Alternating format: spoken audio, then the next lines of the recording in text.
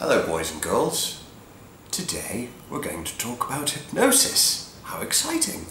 I'm going to call this video blog, Is Hypnosis Real? I started experimenting and using hypnosis at a very young age, like in my teen years. I was given hypnosis books and encouraged to have a play with it. Then when I was 18 I went and did my NLP practitioner course. When I was 22 I did my master NLP qualification, and during doing all those things you're using hypnosis quite a lot. What happened then was I watched a Darren Brown documentary, and he was saying, well, actually what a lot of this is role playing. And then he did a demonstration of that, and he used pub hypnotists, nightclub style hypnotists, where they get a room full of people, they scan for the most suggestible people, they test who the most hypnotically suggestible people are. I'm using air quotes, I know that's kind of annoying, but they say hypnotically suggestible, but actually it's a frame, it's just a framed reality. What is happening is that these are the people who are most keen to obey instructions and to do as they're told. So therefore I was like, well, hypnosis doesn't work for the reason that it says it works, and therefore I'm not going to use it because it's disingenuous and not real, doesn't really work. Then years later, that was like, maybe I dropped it when I was like 23, 24, I was like, nah, it's not really what it says it is on the tin, so I don't want to use it.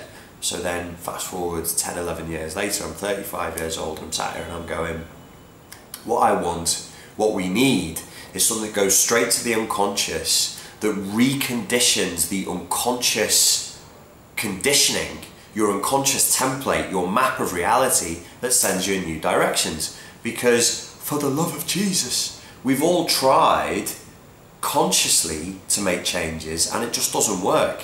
Or it works a little bit, or it works as far as your willpower will take you, and then it runs out. That's why cognitive behavioural therapy and non-directive person-centred counselling and these styles of therapy, which are rooted in very good intention and are built by intelligent people who do understand the human mind, one of the key assumptions that lies in the foundations of what they've done is they've sort of said, well, you've got two reasonable people moving in a joint direction. Client and therapist both wish to make the client better.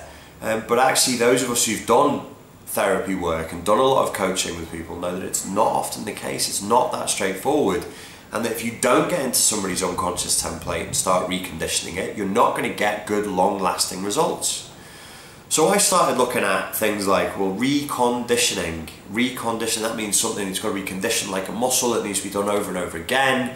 I need people to reimagine things in different ways, and we need to talk to the unconscious in the language that it understands, which isn't really a language. It's not English, it's not French, it's not Spanish, it's not Cantonese. It's the language of the unconscious is emotion and symbols and archetypes. So I was progressing along this path, and then I thought, well, hang on a second, hypnosis matches those descriptions. So I started to look at hypnosis again, and I looked at Darren Brown's criticism of hypnosis once over, and I realised that there are a few schools of psychology that have criticised hypnosis for that. They said it's not a special state. The main argument in psychology, in mainstream psychology about hypnosis is it a special state? I'm air quoting again, air quotes. Is it a special state or is it a normal state? Now in NLP we were always told to sort of say, well, it's kind of normal, because when you drive you're kind of in a hypnotic trance, when you're in a conversation you're kind of in a hypnotic trance. So there's varying degrees of the same thing. In more classical traditional hypnosis, it's a special state. You now no longer are vetting and filtering the suggestions coming in, and they go straight into your unconscious, and you simply do as you're told, provided it doesn't go against your moral objectives. both of those models of reality have problems. Both of those models, and now I see that both models of reality have problems, and they are both just models. And yet again, we're back at this point of saying, hey, the map is not the territory. My take on it now is this, is that actually it is a special state, but special state does not imply lack of control or lack of awareness. There is this thing of hypnosis, you know, the classical view of hypnosis. If you think about the old hypnosis adverts in turn of the previous century newspapers, it would usually be a man with pointy eyebrows and a goatee with arrows coming out of his fingers going like that, or arrows out of his eyes going like that, a girl going, oh, and being all, you know, slightly sexually submissive. So there's always a sort of lecherous, sexy overtone to it, you know, let me into your mind and submit to me. That sounds better now I've got a cold, because I could do that voice bit better. Submit. Submit. Submit. Look into my eyes, not around my eyes, but into my eyes. Submit. So there's always like that reminiscent sort of memory echo of this weird state of zombie-like submission where you're out of control. It's not that. It can't be that. I don't think such a thing exists outside of films. A zombie-like state of control, the type that the CIA was trying to get with MK Ultra, the type that was described in the book Manchurian Candidate, or the type of thing perhaps that you would see in The Court Jester. However, have you not seen The Court Jester? My dears, you simply must. It's most enjoyable. In The Court Jester, Danny Kaye, it's a musical, Danny Kaye is trained to be the greatest swordman in the land, and the witch in the castle hypnotises him and says, every time I click my fingers like this, you will become the greatest swordsman in the land. And so you have this, it gives a lot of scope for Danny Kaye's very physical style of comedy, for him to be this lowly court jester who just wants to make people laugh, to then going, ha-ha, I'm now the greatest swordsman in the land. And there's this huge physiological, attitudinal change. And obviously he has no new skills, it's just that he happens to believe he's the greatest swordsman in the land, and so then he is. So I think all of the criticisms that I read, and if you want a real quick way to go and look at all the criticisms of psychology, just go to the Wikipedia of hypnosis, from the psychology field. Go to the Wikipedia page and you'll see like 7 different criticisms, like from cognitive behavioural therapy, my brain, I'm sorry, I've got a cold and my brain is covered in a layer of snot. Fuck, it's gone, I can't remember right now. But there's different schools criticise it in different ways. Some say it's social obedience, some say it's a special state, some say it's not a special state, some say it's just role play. And then I started to think, but even if it's role play, don't we know from the field of magic with a K, you know, Thelema, Crowleyan style magic and ceremonial magic, and from studying, I'm really struggling today, I don't know if you can tell, voodoo practices. I'm trying to say the word bomi. You know, here in Malaysia they call it bomi, which is a voodoo healer, tribal village type practice where, because you believe in it and because you've sacrificed something or paid for it, you've made yourself a part of the process, so your self-image is now invested in it, and then it develops its own inertia, and you start buying into this reality in which there are spirits and you're cursed or you're blessed or whatever it is. And you can talk these things into existence, and you can think these things into existence, right? And at this point you're probably going, yes, you can think spirits into existence, it's silly, it'll make you mentally ill. But if you can think bad things into existence and talk bad things into existence, why can't we talk and think good things into existence? So here's my rather, meandering path back around to my original point. I do like to go around the houses.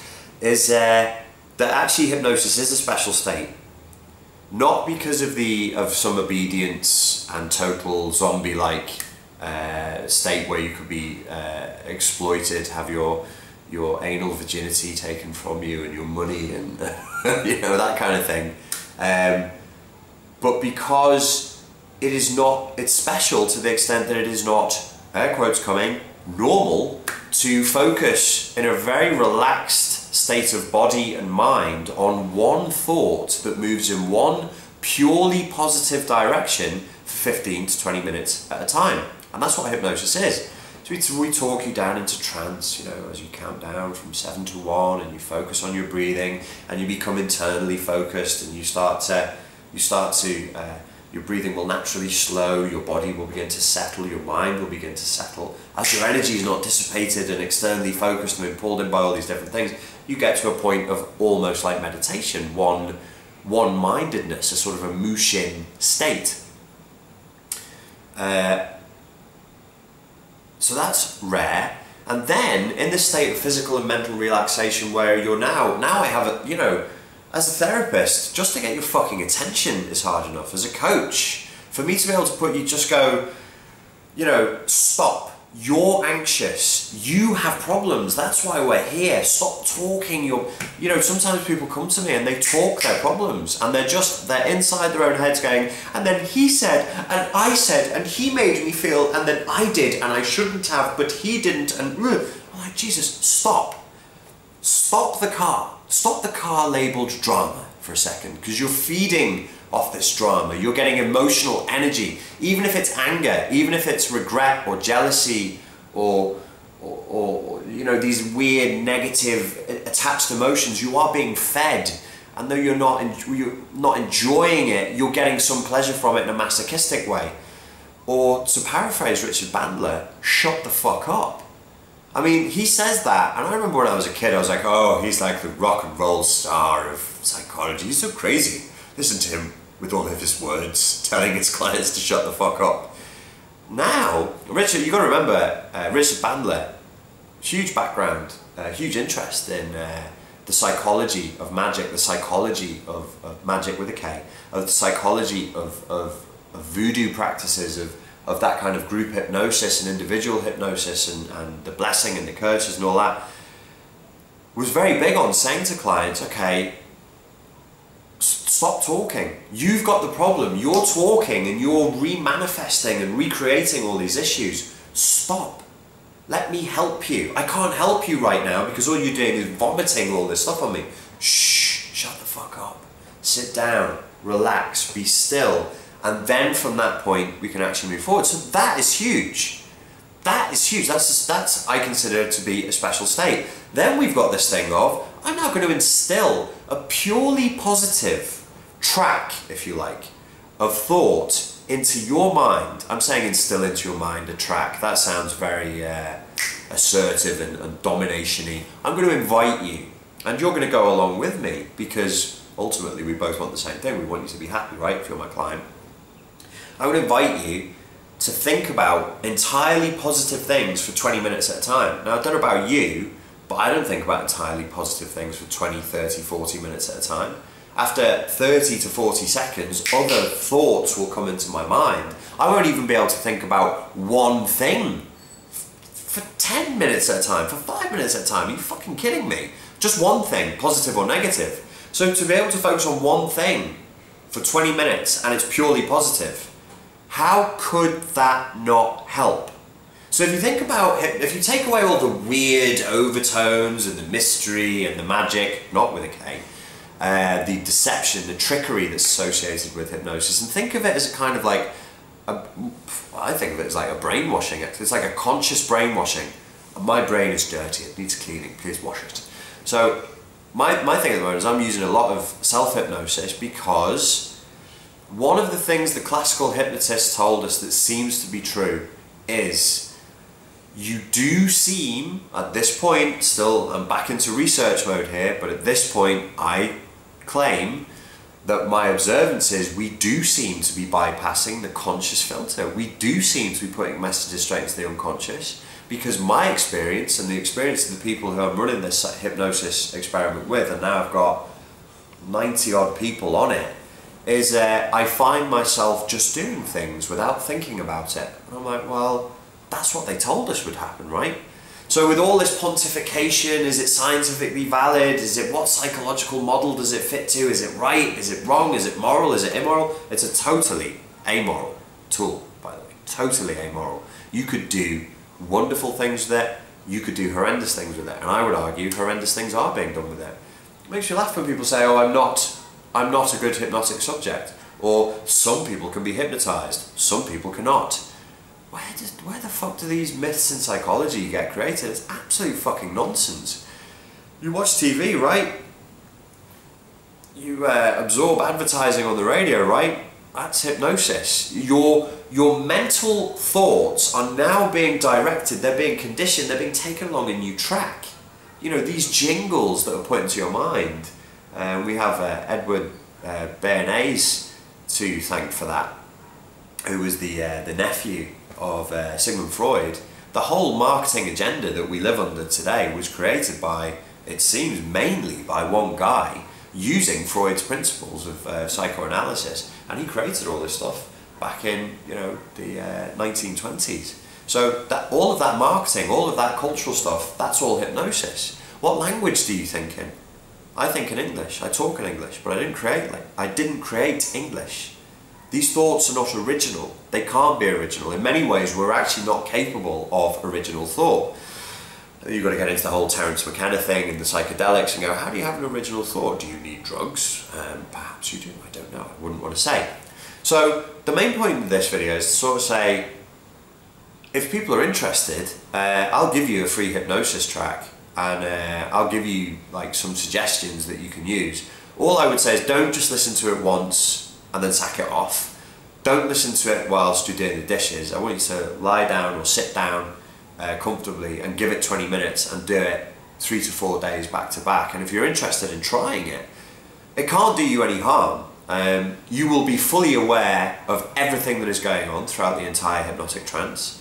You will be able to resist any suggestion I give you that you don't like, though there shouldn't be any suggestions on there that you don't like. If that happens, then I have failed the exercise. And you know, you will be in total control of yourself. Usually what happens with hypnosis is you go, oh, I've just been hypnotized. Is that it? I could remember everything that was said. I know exactly what was going on. Oh, well, it was interesting, but I don't think it really worked for me. And then in the coming days, with no conscious thought whatsoever, you just find yourself doing things differently. All of a sudden, you find yourself being more whatever the suggestion was. The suggestion I gave people on this last experiment was be more confident, be more cheerful, be more upbeat, be more extroverted. Assume not that the world is full of potential enemies, but the world is full of potential friends. Build rapport with people, and people have been saying to me, you know, I feel happier, I'm more cheerful, I have more energy, and I kind of think, but that's not... What I strongly suspect is that hypnosis is actually a very powerful tool, but that works on very mundane principles. That actually, when we peel back all the layers and all the bullshit, the false assumptions and these, you know, incredible ego masturbatory debates that go nowhere about its scientific validity, is that actually you think in words and images. And that actually, if we control the words and images that you think in for a period of time, every day, then that's going to have an impact on your feelings, which is going to have an impact on your behaviour. That's not a massive leap of logic, is it? If I ask you to change the way you think and change the way you feel, then that's going to change the results you get in your life. So I think that hypnosis is as powerful a tool as has been made out, probably more so. I think we're probably all a little bit leaning back on how powerful it could be. But the principles on which it works are completely pedestrian. It's just that you're changing the way you think and you change the way you feel for a period of time, and it's no more mysterious than that. That's what I'm wondering. This is all in a research phase for me, but if it's, what I'd like to do is do something on the Spartan Life Coach channel where I actually just give people a free download that they can listen to. It's a 20-minute thing and you just experiment with it, but I want you to commit to doing 5 days back to back. We need to give it a chance to go in. So if you like that idea, let's do it. Let's think of 3 or 4 suggestions, write them in the comment box below, that everybody would enjoy, that everybody would get benefit from. I would think things like, I have loads of energy and motivation. I feel cheerful and upbeat. I am living a healthier lifestyle, eating better and exercising more. that's my 3 suggestions. If you guys have got other ones, then please post them below. And rather than talking about this and thinking about this, let's give it a go. At least then you can turn around if the topic of conversation ever comes up and say, yeah, I've tried hypnosis. And either I thought it was a load of shit, or you could say, you know what, weirdly enough, it actually did work. Oh, then what will happen is, oh, it actually did work, but I think it worked for a different reason than he said it would, blah, blah, blah. That's a normal thing. By the way, I think out of the 90 plus, maybe 95 people who engaged in the experiment recently that I was running on streetfightsecrets.com, one guy asked for a refund. He said it had no effect on me whatsoever. And I noticed that he'd only actually bought the download and had it in his possession for 48 hours, so I don't think he listened to it more than once. And I think he was a kid as well. I think it was a 15-year-old buying it who listened to it, went, this is what I thought it would be, and then asked for a refund. And another guy who said he tried it for a week and it just had no effect on him whatsoever. But that's a pretty good hit rate. That's 2 people out of 95 people who were very, very, very happy with the results, because I emailed them all and said, please give me your feedback, and they all said it was fantastic and had unexpectedly positive effects. You know, I'm not banging the drum of hypnosis here. I have no dog in that race. I'm not a registered clinical hypnotherapist. I'm not pushing you into the arms of hypnotists left, right and centre. In fact, I wouldn't do that. I know a lot of hypnotists and they're fucking weirdos, and some of them don't seem to actually even understand hypnosis themselves, but I'll rant about that perhaps another time. Thank you very much for your time and your attention. If you're interested in doing this, please just leave a comment below and let's get this done. Cheers.